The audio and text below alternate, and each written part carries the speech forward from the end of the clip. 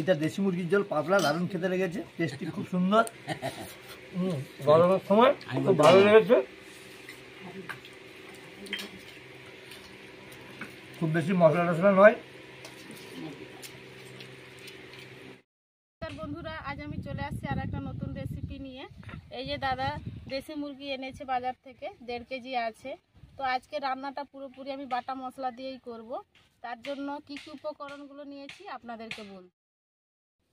নুন, হলুদ, রসুন, আদা, 2টো তেজপাতা, শুকনো লঙ্কা, গোলমরিচ আর এলাচ, জিরে, ধনে, পেঁয়াজ কোচানো, 500 আলু নিয়েছি, এই যে কেটে নিয়েছি। দিদি ও পাশে মশলাগুলো করে নিচ্ছে। আর এই যে আমি সরষার তেল নিয়েছি, এই যে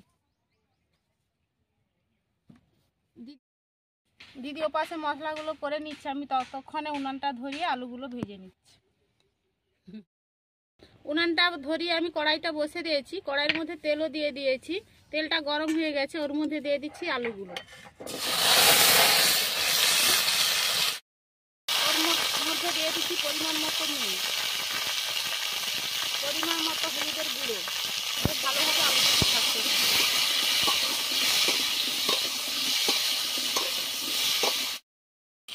দেখুন আলুগুলো কত সুন্দরভাবে ভাজা হয়ে গেছে।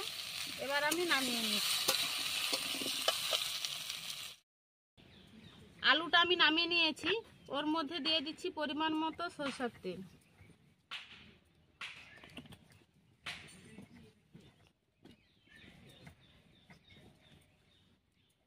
দিয়ে দিচ্ছি 2টো তেজপাতা, দিয়ে দিচ্ছি পেঁয়াজ কোচানো,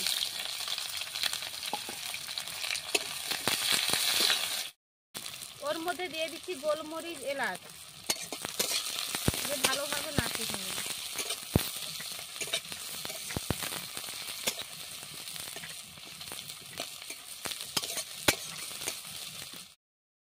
পেঁয়াজটা আমার লাল লাল করে ভাজা হয়ে গেছে, ওর মধ্যে দিয়ে দিচ্ছি রসুন বাটা, দিয়ে দিচ্ছি আদা বাটা, দিয়ে ভালোভাবে নাড়তে হবে।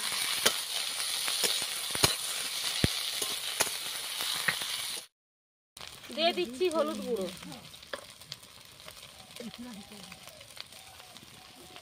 দিয়ে দিচ্ছি লঙ্কা বাটা,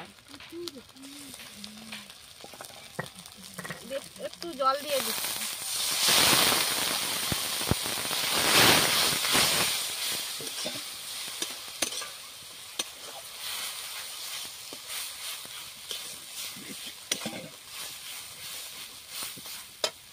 ওর মধ্যে দিয়ে দিচ্ছি মাংস,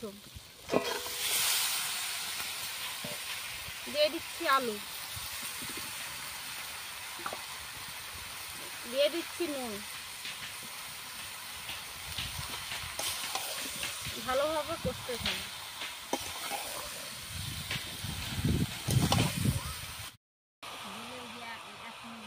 এর মধ্যে দিয়ে দিচ্ছি আদা বাটা, ধনে বাটা।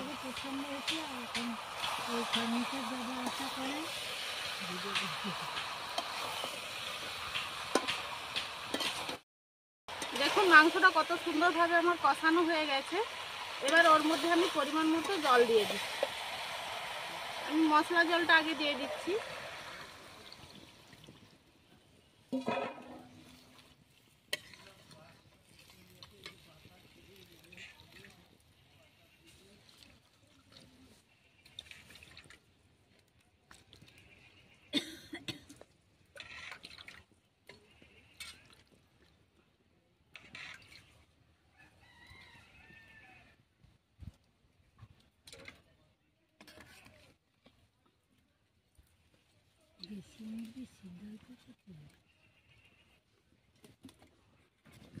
আমি জলটা দিয়ে দিয়েছি, এবার আমি 10 থেকে 15 মিনিট ফুটিয়ে নেব।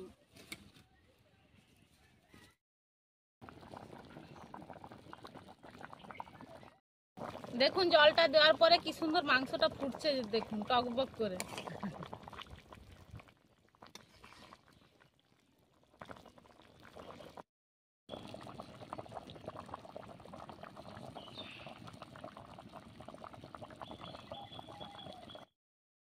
এই গরমের জন্য আমি কিন্তু মাংসটা রান্না করলাম একদম কম মশলা দিয়ে, তেল মশলা দিয়ে, রিচ কিন্তু করিনি। কালারটা দেখেই আপনারা বুঝতে পেরেছেন। ঝোলটা আমার পুরোপুরি রেডি হয়ে গেছে, এবার আমি নামিয়ে নিচ্ছি। এইটা দেশি মুরগির ঝোল পাতলা, দারুণ খেতে লেগেছে, টেস্টি খুব সুন্দর। গরমের সময় খুব ভালো লেগেছে, খুব বেশি মশলা টশলা নয়।